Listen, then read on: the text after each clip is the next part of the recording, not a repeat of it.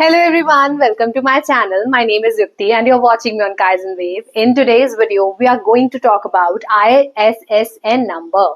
Now, what is this ISSN number? Why it is important and how to find that whether your ISSN number is real or fake. So let's get started. So first of all, let's understand what is ISSN number.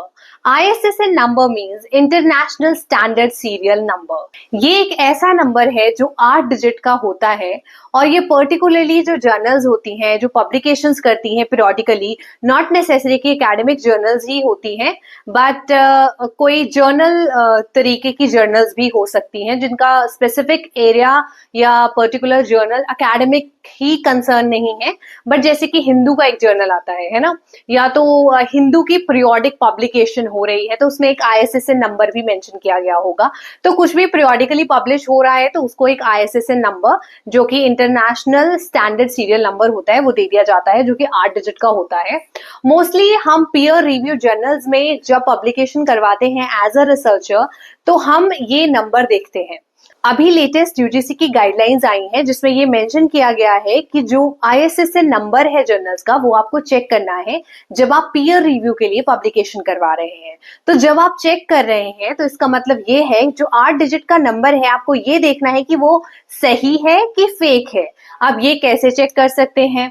Manually check करने का तरीका है जिसमें आप 8 digit के number को सबसे पहले क्या करेंगे, नंबरिंग दे देंगे 1 से 8 तक की, राइट टू लेफ्ट आपको करनी है और फिर आपको हर एक डिजिट को मल्टीप्लाई करना है इस पर्टिकुलर नंबर से। हम एक एग्जाम्पल के थ्रू इस चीज को समझेंगे। तो आपको मैथमेटिकल कैलकुलेशन करनी होगी। अब इस कैलकुलेशन के लिए हम एग्जाम्पल ले लेते हैं, जैसे कि ISSN नंबर है 03785955।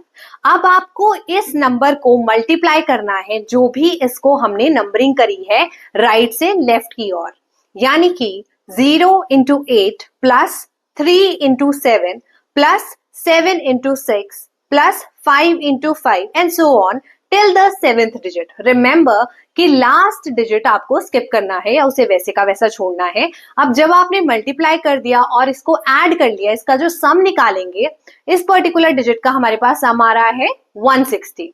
फिर आप उसे डिवाइड करेंगे 11 से तो आपके पास नंबर आ जाएगा 6। अब ये जो डिजिट आ रहा है डिवाइड करने के बाद इसको आपने क्या करना है, 11 से माइनस करना है।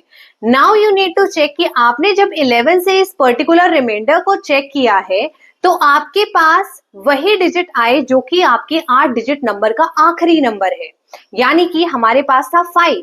11 माइनस 6 इज इक्वल टू 5, यानी कि ये जो 8 डिजिट का ISSN नंबर है ये बिल्कुल सही है। यानी कि आपने चेक कर लिया और आपको पता लग गया कि ISSN नंबर सही है, तो आप इस पर्टिकुलर जर्नल को सिलेक्ट कर सकते हैं, इसमें अपना पेपर दे सकते हैं एंड सो ऑन, राइट। तो सिमिलर चीजें आप कर सकते हैं मैनुअली। दूसरा बहुत ही आसान तरीका हम डिस्कस करेंगे।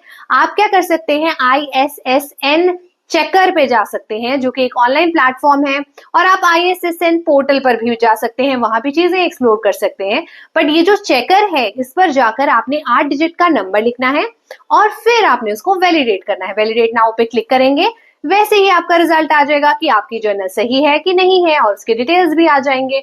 तो it is very easy. But say for example you are not having internet या आपके पास कोई सोर्स नहीं है जिससे आप चेक कर सकते हैं, तो आप मैनुअली भी उसे आपको आता होगा तो आपके लिए बेहतर रहेगा, आप उसे यूटिलाइज कर पाएंगे। तो ये जानना बहुत जरूरी है कि ISSN नंबर जरूरी क्यों है, क्योंकि ये आइडेंटिफिकेशन है। हम बोल सकते हैं पब्लिकेशन जो हो रही है ऑनलाइन भी उनका एक आइडेंटिफायर है।